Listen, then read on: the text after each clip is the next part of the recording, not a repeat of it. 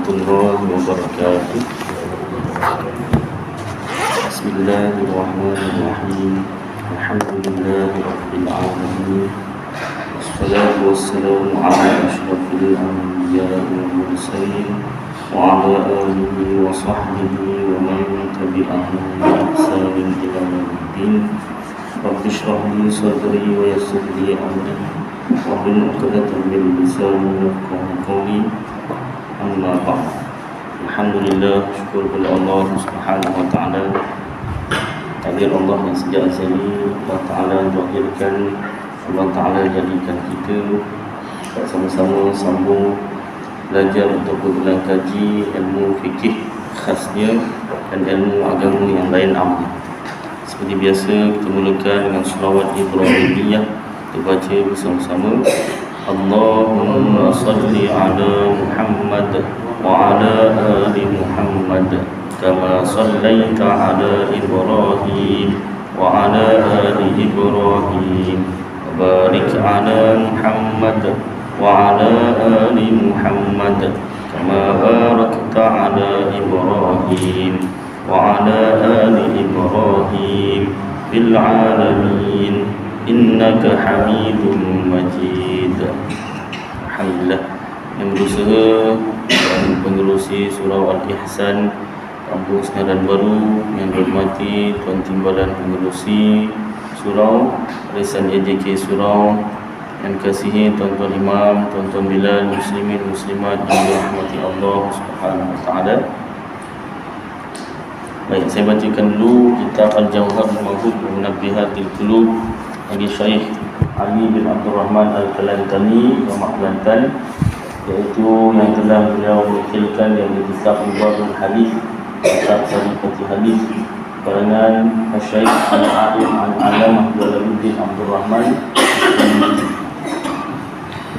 Asalnya tulisan Jawi sudah dialih ke tulisan Rumi oleh Ustazah Nur Ain binti Abu pada menyatakan kelebihan ilmu dan ulama, pada bab kelebihan ilmu dan ulama.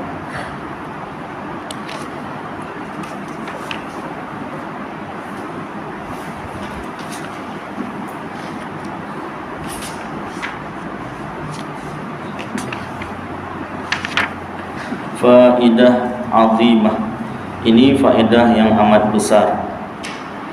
Kata Imam Al-Ghazali rahimahullahu ta'ala, barang siapa berkehendak hafaz segala ilmu, halusnya dan kasarnya, maka hendaklah disurat, yakni ditulis pada bejana, pada bekas yang suci, yang bersih, akan a'udzu billahi minasyaitonir rajim.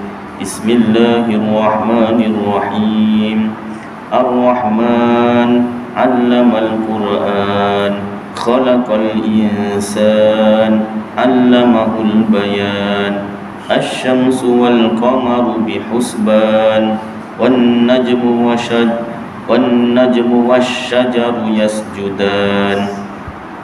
Suratul Rahman ayat 1 hingga 6. La tuharrik bihi lisanaka lita'jala bih, inna alaina jam'ahu wa qur'anah, fa idza qara'nahu fattabi' qur'anah, thumma inna alaina bayanah. Suratul Qiyamah ayat 16 hingga 19. Bal huwa qur'anun majid fi lawhim mahfuz. Suratul Buruj ayat 21 hingga 22. Kemudian dihapuskan dia, dipadam dengan air zam-zam dan diminumkan dia. Habis nak tulis pakai apa ni? Boleh pakai dawak pen, jangan. Ni racun dakwat pen ni. Habis nak tulis pakai apa? Dia suruh minum. Pakai za'faran. Pakai za'faran. Za'faran tu nama apa nama dia tu? Rempah. Kalau orang tengah masak, guna rempah untuk masak nasi biryani, bukan? Nasi minyak. Biryani nasi minyak, za'faran. Dia ada yang mahal, yang murah lah. Tu za'faran. Orang Jawa kata saffron. Orang Jawa yang pandai cakap Inggeris, panggil saffron. Bahasa Arabnya za'faran. Dia boleh diminum. Orang buat nasi minyak, boleh makan. Baik. Tulis pun nak kena bekas yang besar lah. Banyak pun nak dituliskan. Dia bukan tulis huruf aja dengan baris sekali. Tulis yang cantik kan. Hurufnya, barisnya boleh dibaca. Tulis yang boleh dibaca. Kemudian disiram dengan air zam-zam, kemudian minum.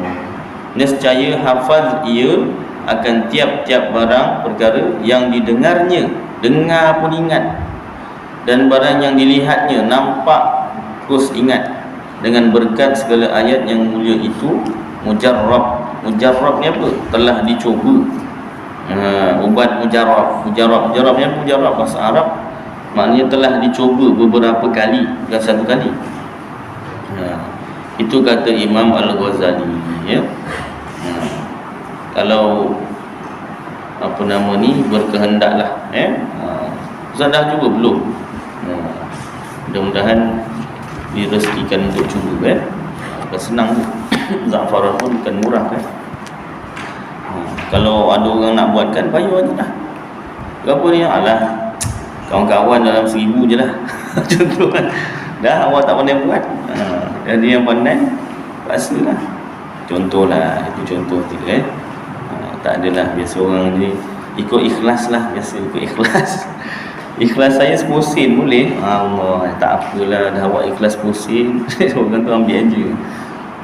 Tapi tak padan lah. Za'farannya harga berapa kan, air zam-zam nak beli apa, nak ambil sekarang dah tak boleh bawa balik kan.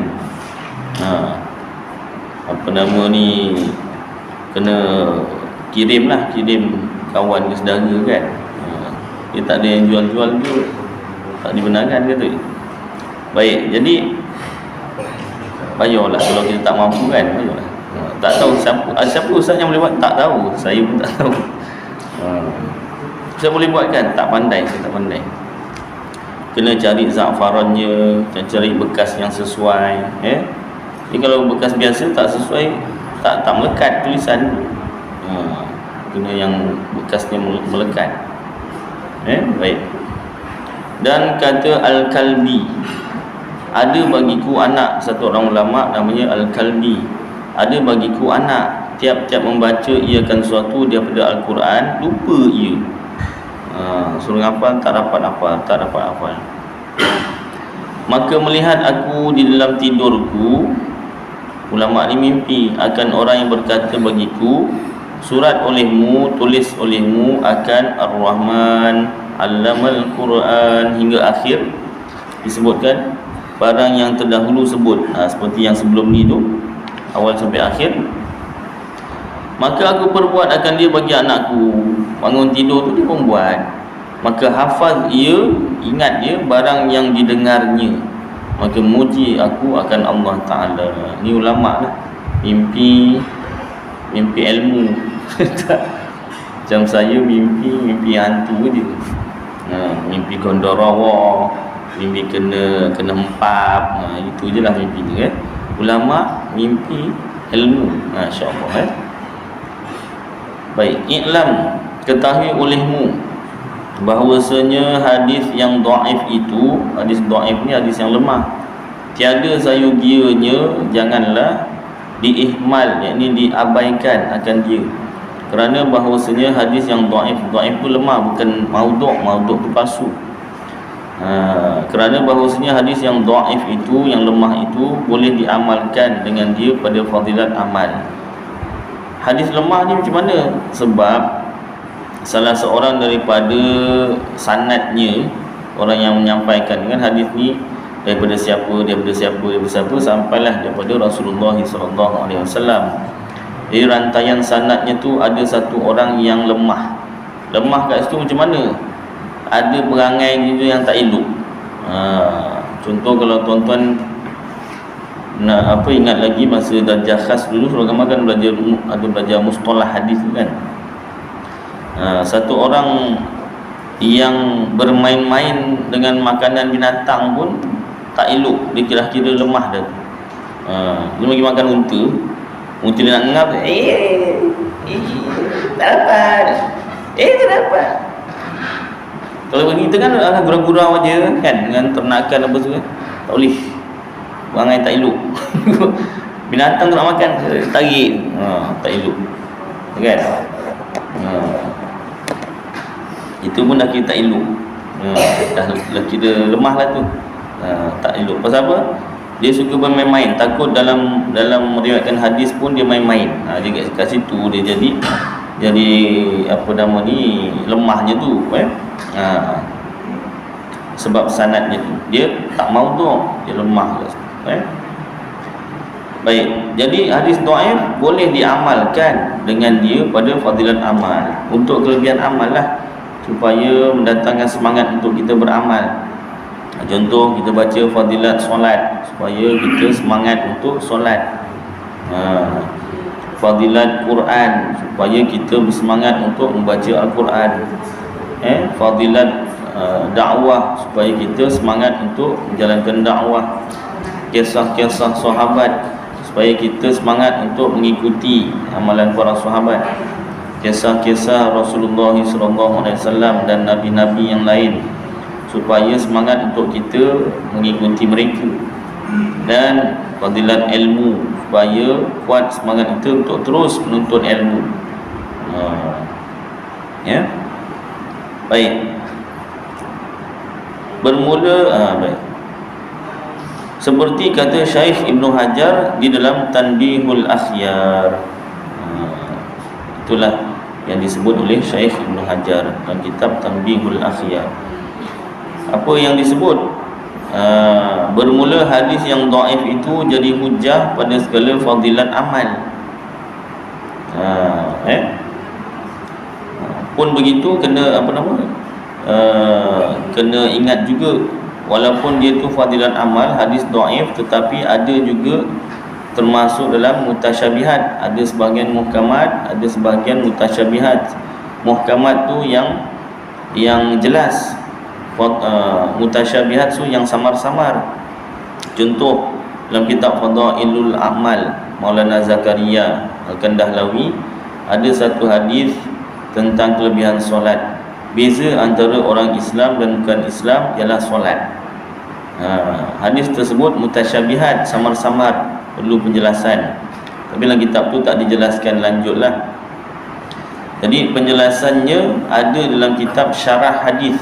Fadilat amal tu bukan kitab syarah hadis, kitab kumpulan hadis dhaif atau hadis-hadis kelebihan amal. Dalam kitab syarah hadis, makna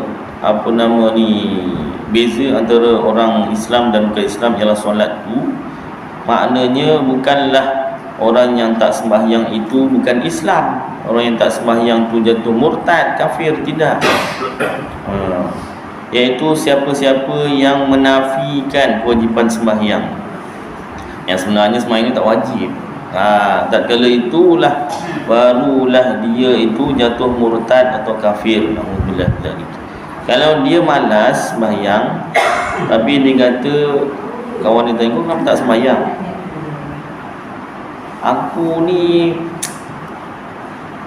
belum sampai seru lah, tak siapa yang nak menyeru dia baru dia nak sembahyang, tak tahulah. Malaikat maut tak menyeru, kan? Muhammad Nur Aidil Hakim, saya nak cabut nyawa, tak ada lah. Special no macam tu, Rasulullah ada. Malaikat maut nak cabut nyawa Rasulullah tu, beri salam, Assalamualaikum ya Rasulullah. Minta izin lagi, bolehkah aku cabut nyawa kau? Minta izin. Dia dah diamanahkan. Tak minta izin pun dia kena cabut. Tapi adab minta izin, inilah kekasih Allah. Ustaz Aidil mana minta izin? Minta izin apa? Kan? Dan banyak cantik minta izin. Malaikat cakap kan. Contohlah, malaikat tak nak cakap dia tu Ustaz ni fitnah malaikat pula. Tidaklah, contoh je. Tak ada minta izin. Macam saya, orang macam saya ni tak ada malaikat minta izin. Tak ada seru-seru apa, tak ada. Jadi kawan dia tanya, kenapa aku tak sembahyang? Sembahyang kan wajib. Ya, aku tahu sembahyang tu wajib. Tahajud aku ni yang malas. Dia tak menafikan, dia masih lagi Islam, dia masih lagi beriman, tetapi berdosa dosa besar. Tak sembahyang tu dosa besar, bukan dosa kecil. Dosa besar. Macam apa nama ni, cerita Alibaba bujang lapuk. Ketua perompak tu siapa nama dia? Wataknya tak tahu kan? Chip dia tak ada watak kan, chip je lah. Chipnya tu kena bunuh, baru je lepas marah perompak-perompak dia dah lama. Bukan setakat merompak, ketua perompak dia marah pula perompak-perompak tu. Pasal apa? Rancangan dia dah fail tu kan, rosak kau punya aku punya program gitu kan. Tak lama Margina bunuh, tikam dia belakang.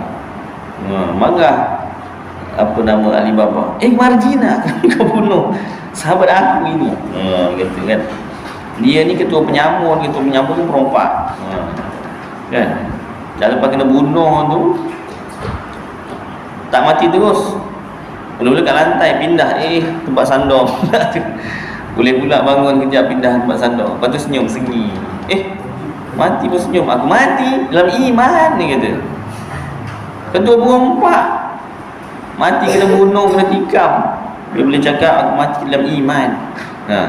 Tu macam mana perbahasan dia? Cerita memang ceritalah, memang rekaan. Tak tahulah ada kena-kena dengan hidup atau yang mati ke tidak, tapi daripada cerita tu, kalau dibahas dari segi tauhid tu macam mana? Kalau satu orang meninggal dunia dalam keadaan sedang berbuat dosa besar, yang si Chip ketua berompak ni dosa besar lah, dia tengah berompak dalam walaupun programnya tak lancar dalam tu, tapi dia merompak. Ada tak skrip dia taubat? Ada. Saya bertaubat? Tak ada. Malah dia sedang menipu si Alibaba. Ketika dia sedang menipu tu nak kena bunuh. Dia boleh cakap aku mati dalam iman. Pengarahnya tu bukan orang biasa, orang belajar. Dari segi seni pun terror, dari segi ilmu tauhid pun belajar pun dia. Bukti dia tengok skrip lah. Kalau skrip yang merepek meraban, kita tahulah, dari segi tauhid dia macam mana tu kita tahu. Ini skrip dia, aku mati dalam iman, ketua perompak cakap. Dalam bab tauhid kan kita dah belajar yang namanya iman tu percaya dengan hati sahaja. Adapun melakukan dengan anggota badan itu adapun mengucap dua kalimah, mengucap dengan lidah itu syarat dijalankan hukum Islam.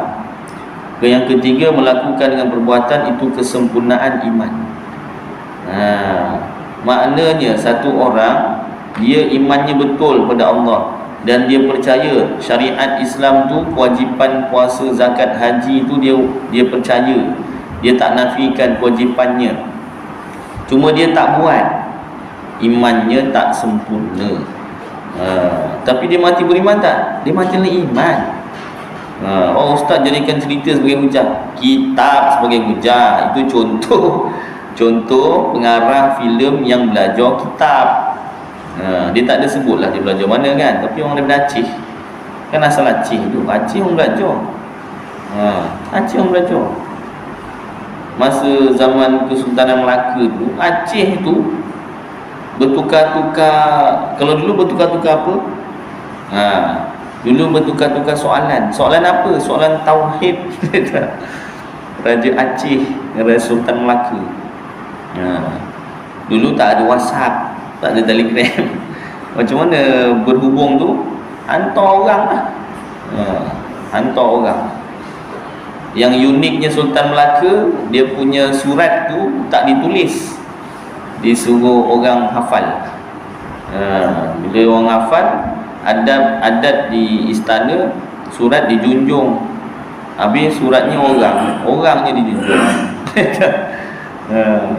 Apa isi suratnya? Dia pun cakap lah sekian-sekian soalan tauhid. Itu kalau dibahaskan panjang lagi tu. Adakah kekal ahli syurga, ahli neraka? Panjang lagi, nantilah lain kali perbahasan. Orang zaman Sultan Melaka Bukan orang zaman-zaman, Sultan Melaka tu sendiri dan Sultan Aceh tu sendiri belajar tauhid. Baik, jadi patah balik cerita Piramli ni tadi. Betul tak skrip tu dari segi tauhid? Betul. Satu orang yang meninggal dunia dalam keadaan buat dosa besar dan dia asalnya Islam dan tak ada tanda-tanda murtad, maka dia dianggap Islam dan beriman. Wajib masyarakat Islam uruskan, mandikan, kafankan, sembahyangkan, kebumikan. Kubur tak terima dia, ustaz, dah kuih-kuih tak nak masuk, itu cerita lain. Itu nombor dua ceritanya. Itu cerita nombor dua yang kita wajib buat. Contoh, satu orang tengah mati, meninggal dunia, sedang cucuk langit. Langit kan tinggi, ustaz, cucuk langit menari dekat disko lah. Kenapa cucuk langit, ustaz? Dia menari macam tu. Gitu. Panggil cucuk langit.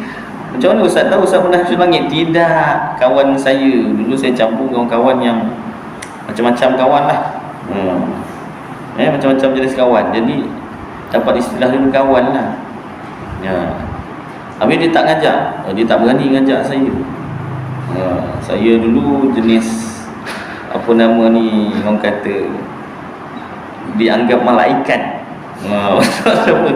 Pasal dulu masa keluar 3 hari 40 hari dulu, jalan tunduk, tengok perempuan pun tidak. Kebetulan sekolah pun memang sekolah St. Joseph, tak ada lelaki, tak ada perempuan. Cikgu je perempuan. Kalau tertengok pun tu macam tu je pun dah dianggap malaikat oleh kawan-kawan. Jadi kalau nak ngajak-ngajak cucuk langit memang tak lah. Nak kena marah dengan saya memang cakap lah kan. Tapi istilah-istilah tu tahulah.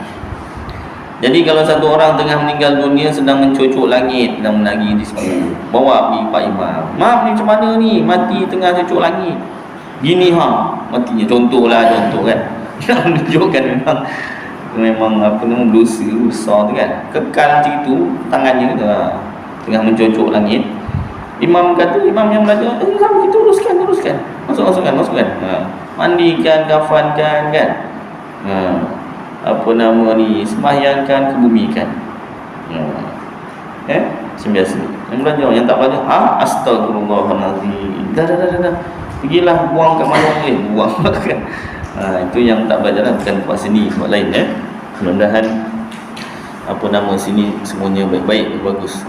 Dan tak ada yang mati ni cucuk langit lah, insya-Allah. Itu contoh saja. Baik, sambung oleh sini. Panjang sangat. Jadi hadis patah balik tadi dalam Fadailul A'mal, hadis solat itu tadi maknanya bukanlah orang tak sembahyang itu jadi murtad atau kafir, tidak. Maksudnya barang siapa yang menafikan kewajipan sembahyang, tatkala itulah baru dia murtad atau kafir. Auzubillah min dzalik. Cuma itu hadis kelebihan amal supaya semangat untuk kita sembahyang. Begitu Baik. Bermula hadis yang dhaif itu jadi hujah pada segala fadilat amal dengan ittifaq ulama, kesepakatan ulama. Seperti barang yang tersebut dalam Syarhul Muhadzab, kitab Syarhul Muhadzab dan lainnya. Dan adapun pada hukum seperti halal dan haram dan jual beli dan nikah dan tolak. Tolak tu ustaz, orang Melayu sebut talak. Asal bahasa Arab tolak, lam alif qaf, tolak. Orang Melayu talak. Maksudnya tolak.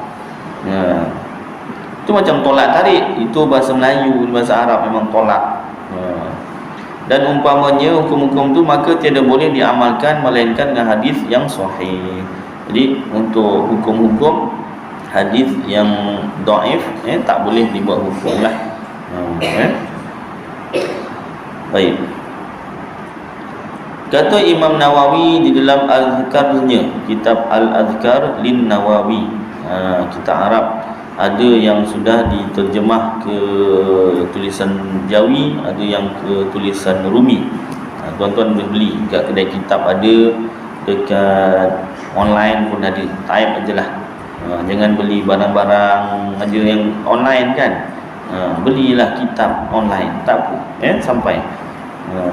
Nanti Ustaz dia campak-campak, tak. Saya pernah kerja Shopee yang risau.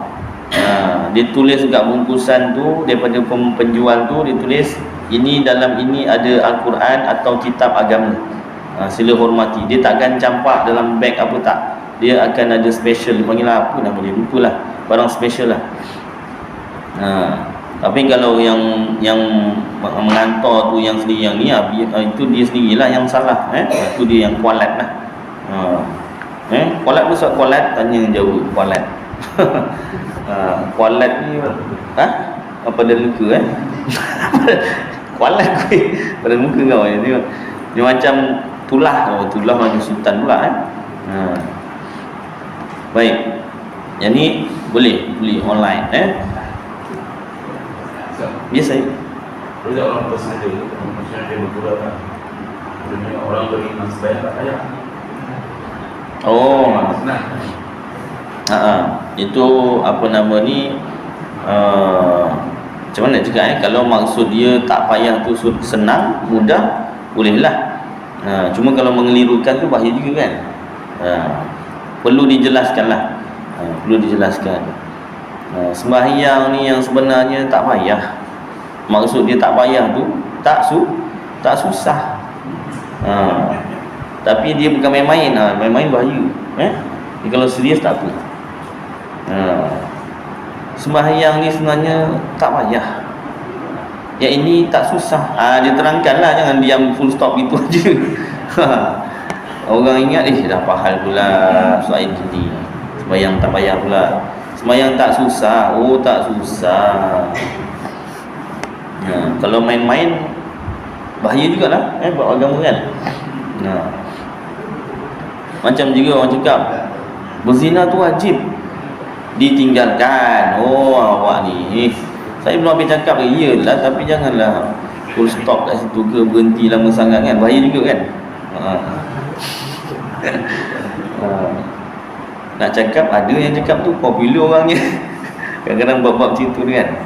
Apa hukumnya? Hukumnya apa, buat dosa kan. Ni hukumnya wajib ditinggalkan. Orang dah ketawa tu kan. Tak pastilah hukumnya macam mana orang tu. Tapi bahayalah, hati-hatilah. Saya kalau niatnya nak memberitahu, mungkin tak ada masalah kan. Mungkin selepas tu dijelaskan kan. Yang penting tak ditinggalkan gitu sajalah. Ada penjelasan. Ada penjelasan Macam juga orang cakap yang baik daripada Allah, yang buruk daripada kelemahan saya sendiri. Itu pun kalau biarkan macam tu saja. Kalau orang yang dengar tu memang dia ingat yang buruk tu memang makhluk sendiri yang buat, habis. Yang tukang cakap tu jadi penyebar je.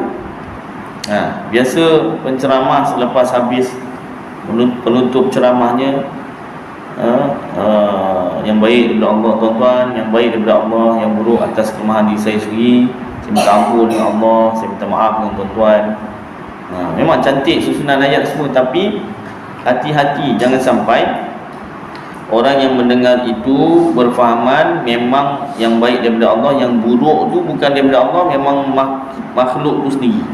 Bahaya. Jadi macam mana nak mengelakkan daripada kita menjadi penyebab pada salah faham orang lain? Tuan-tuan, yang baik dan buruk itu daripada Allah SWT hakikatnya, tapi sebagai sandaran adab dengan Allah, yang baik itu daripada Allah, yang buruk itu atas kelemahan diri saya sendiri. Ataupun terbalikkan, tuan-tuan, yang baik daripada Allah, yang buruk atas kelemahan diri saya sendiri. Hakikat kejadian sebenarnya kedua-duanya baik dan buruk daripada Allah Ta'ala. Pun boleh juga. Yang penting sebutlah dulu. Tapi jaranglah orang sebut penjelasan tu, jaranglah. Biasa dah sampai macam tu full stop. Paling-paling kau sendiri lah faham. Kan? Bahaya. Bahaya. Ilmu tauhid ni, ulama-ulama tauhid sangat tekankan bab kata-kata lah. Sebab kata-kata boleh bawa kepada rosaknya iman. Dalam kitab Tuhfatul Raghibin, 3 perkara merosakkan iman. Wajib kita belajar. Macam kita dah ambil lesen kereta, kita kena tahu perkara-perkara yang membatalkan lesen kita. Contoh kalau baru dapat lesen P kan, belum dapat lesen betul lagi, lesen P, itu jangan accident. Tak kira lah siapa yang salah, gantung 2 tahun. Saya masa accident kat UKM tu, masa P lah, aku dapat P kena langgar. Walaupun saya kena langgar, saya yang jadi mangsa, tapi tetap kena gantung. Jadi solution macam mana? Tak report. Kalau tak report, tak dapat lah claim insurans kan. Pasal apa? Nanti kena gantung 2 tahun. Sayang 2 tahunnya tu tak apa, nak ganti, jadi tak dapat insurans lah. Baik, jadi iman pun ada perosaknya. Kan? Yang pertama dari segi niat dalam hati. Yang kedua dari segi perkataan. Yang ketiga dari segi perbuatan. Perbuatan orang nampak, orang boleh tegur. Percakapan orang dengar, orang boleh tegur. Hati ni kalau lain daripada yang sebenar, orang tak nampak, orang tak dengar. Nasib-nasiblah tahu-tahu dekat kubur. Soalan dalam kubur itu ujiannya pertama dan terakhir pula tu. Man rabbuka, siapa Tuhan kamu? Jawapan dia Allahu Rabbi. Nak jawab Allahu Rabbi itu bukan dengan hafalan. Nak jawab Allahu Rabbi itu dengan kita mengenal Allah Ta'ala. Nak kenal Allah Ta'ala itu macam mana caranya? Macam kita nak kenal dengan bakal isteri kita, kalau yang belum kahwin lah. Yang dah kahwin, bakal menantu, bukan bakal isteri kedua. Tapi tak ada yang sebut sini, tak ada. Saya cuba cepatkan supaya tak ada yang tersebut lah, ya. Pasal sekarang ni dah kecoh pun ni kan. Kerana satu orang, semua suami dekat Malaysia kena marah. Saya pun tak tahu ceritanya, kawan-kawan yang cerita apa benda lah kan. Baik, jadi kita nak kenal. Kalau yang belum kahwin bakal isteri, yang nak kahwin bakal menantu lah. Nak kenal macam mana? Kenal yang pertama, sifat-sifat dia baik ke tidak. Dengan cantik aja, sikapnya tak baik kan. Itu sebab boleh tengok apa, muka dan tapak tangan. Biasa bakal mak mentua lah pegang tapak tangan tu kan. Orang kata kasar sikit ni, rajin buat kerja ni. Tapi tak mesti juga. Tak mesti juga kan. Barangkali dia lasak orang. Buat sukan ekstrim ke apa kan. Tak semestinya juga tangan lembut tu tak buat kerja pun, tak juga kan. Itu teori-teori lah, tak tahu lah, sangka baik je lah. Tanyalah ahli keluarganya ke kan, kawan-kawannya. Baik, jadi senang cerita kenal sifatnya, sikapnya kan. Nanti kalau dah kahwin, baru kenal yang sebenar macam mana kan. Baik, jadi dalam dah kahwin tu pun dalam proses mengenal lagi. Walaupun dah 10 tahun, 20 tahun pun masih mengenal lagi. Ada je benda baru yang kita kena belajar. Dia bukan proses mengenalnya tu bukan sekejap. Sampai ada orang cakap, saya tak faham lah dengan perempuan Ustaz. Sampai tahap macam tu. Memang kena memahami, kena belajar setiap hari kita belajar. Baik, jadi jangan putus asa lah belajar tentang pasangan masing-masing ya. Patah balik ceritanya tadi, nak kenal Allah Ta'ala, nak jawab Allahu Rabbi itu dengan kenal Allah Ta'ala. Nak kenal Allah Ta'ala dengan belajar sifat-sifatnya. Nak belajar sifat-sifatnya, belajarlah sifat 20. Lain tak boleh Ustaz? Kalau ada cara lain, bolehlah. Tapi pastikan hasilnya tu kenal sifat-sifat Allah. Zaman Rasulullah SAW tak ada disebutkan, sahabat, hari ni kita belajar sifat Allah yang pertama iaitu wujud ya. Esok sifat yang kedua kidam, 3 kok sampailah 20, tak ada. Ini sifat wajib. Kita belajar pula sifat mustahil. Tak ada. Susunan tu tak ada, tetapi diajar secara tidak langsung. Maksudnya Rasulullah sampaikan wahyu, hadis. Dalam wahyu Al-Quran tu dan hadis tu terkandunglah sifat-sifat Allah. Habis tu kenapa kita tak belajar dari Quran dan hadis saja, Ustaz? Sebabnya kita ni bukan pandai macam Rasulullah dan sahabat. Sahabat kalau dia tak faham, dia boleh terus tanya direct dengan Rasulullah SAW segala perkara tentang Al-Quran ke, hadis ke, apa-apa hukum, dia boleh tanya direct. Jadi tak ada masalah. Zaman setelah Rasulullah SAW wafat, tabi'in boleh bertanya dengan sahabat. Jadi masa tabi'in, tabi'ut tabi'in tu Rasulullah dah tak ada, itu dah mula tanya sahabat, kemudian baca tanya pada tabi'in, tabi'ut tabi'in. Sehinggalah ada ulama yang mempermudah ataupun membahagikan ilmu daripada Al-Quran dan hadis tersebut ke dalam pecahan-pecahan ilmu untuk mudah dipelajari. Macam juga matematik dan sains. Matematik dan sains ni dulu tak ada buku teks. Buku teks tu baru. Dulu ilmu sains, ilmu matematik, orang dapat daripada pengalaman yang cerita apple, gravity, apa semua tu kan. Dia belajar daripada pengalaman. Dah tergantuk kepala dengan apple tu kan. Sakitlah. Kenapa jatuh ke bawah? Kenapa tak ke atas? Kan? Menanya. Timbullah ilmu gravity apa semua kan. Habis zaman sekarang takkan kita nak belajar sains tu sendiri. Kita bawa kereta, bawa laju tak payah brake. Kenapa kemik belajarlah sendiri sains macam tu. Bila nak dapat pelajaran tu kan. Jadi dipermudah, dibuat buku teks. Kat bumi ni ada graviti, gravitinya sekian-sekian. Kalau kat bulan pun ada graviti tapi dah ringan sikit, 1/6 daripada bumi. Jadi sebab tu apa nama ni, melantun-lantun jalan tu kan. Contoh tentang graviti. Itu salah satu bab dalam ilmu sains. Dipermudah, dah dipermudah, senang nak belajar.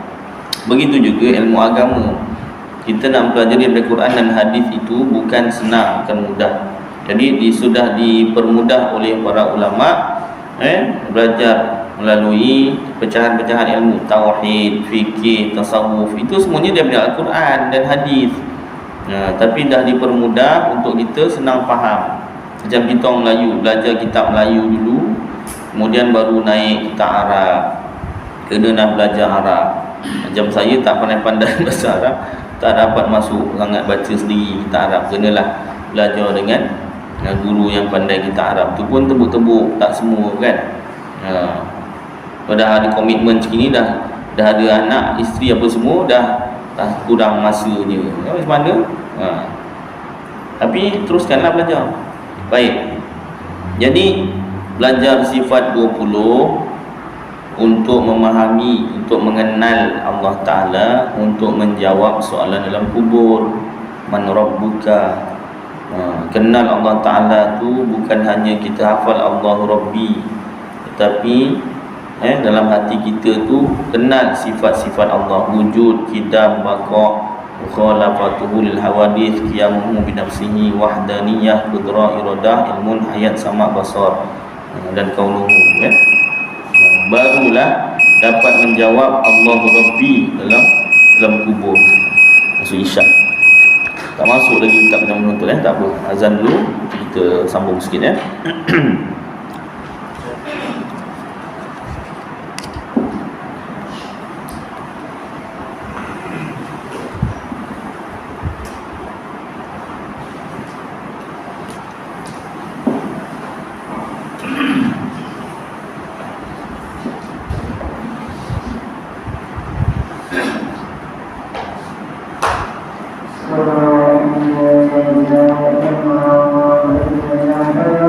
Thank you.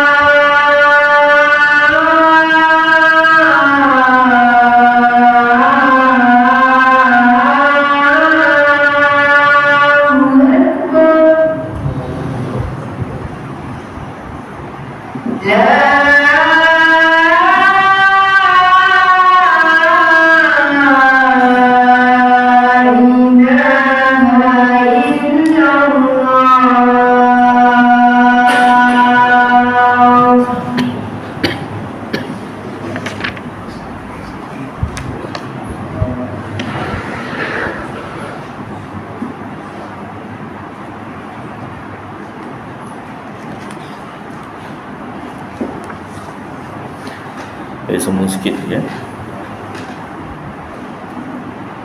Kata Imam Nawawi di dalam Al-Adhkarnya, kitab Al-Adhkar Lin Nawawi. Ini pun ada kita Arab ada terjemah dia. Sayugianya hendaklah mestilah bagi orang yang sampai kepadanya suatu daripada fadilat amal begini-begini, bahawa ia kerjakan, amalkan dengan dia. Dan jikalau sekali pun semua hidup jadilah, supaya ada ia daripada ahli mengamalkan hadis tersebut. Dan daripada hadis Nabi SAW, sabdanya lebih kurang mafhumnya, barang siapa sampai akan dia daripada Allah Ta'ala kelebihan suatu, maka tiada ia membezakan dia, tiada mencapai akan dia, iaitu kelebihan itu. Kata setengah daripada orang salihin, orang-orang yang soleh, aku lihat akan Nabi SAW di dalam tidurku.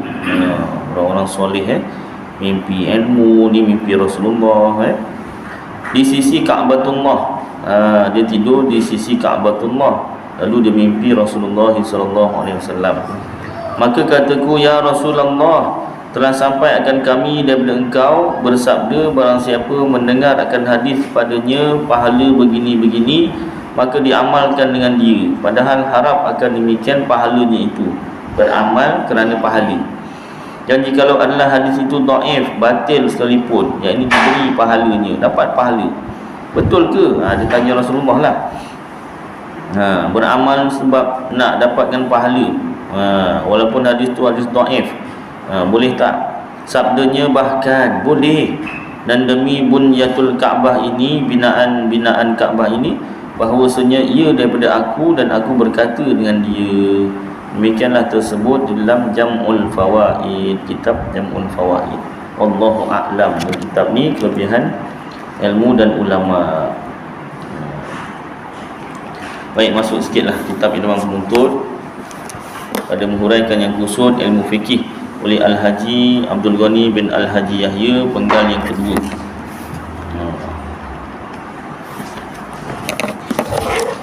Itu surah 70.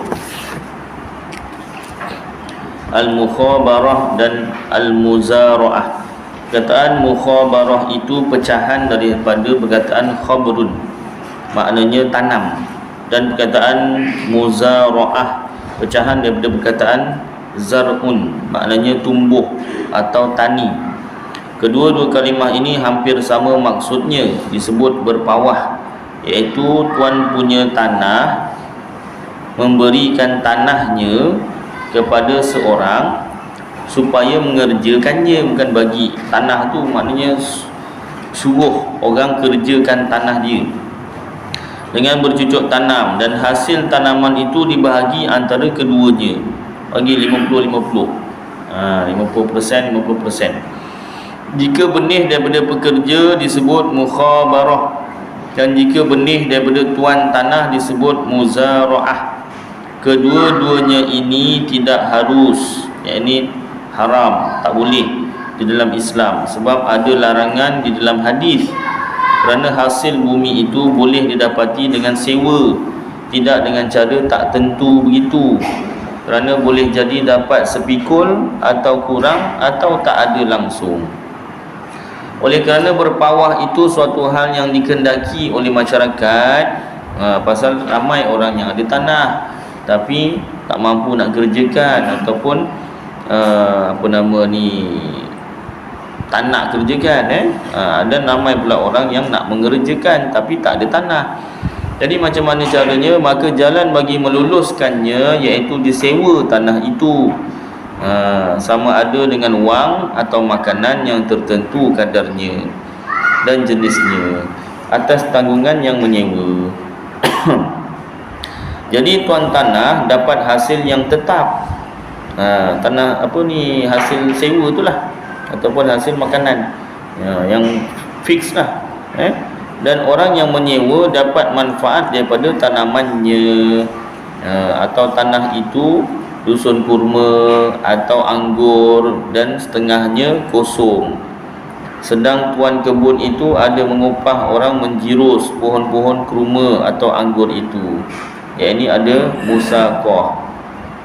Maka dengan keadaan semacam ini harus boleh dibenarkan dilakukan muzara'ah, yakni berpawah dengan orang yang menjirus itu di tempat yang kosong secara ikutan. Yang boleh muzara'ah tu tadi tu yang tempat kosong sikit tu. Itu cara untuk berhubunglah sama dengan antara tuan tanah dengan orang yang nak mengerjakan.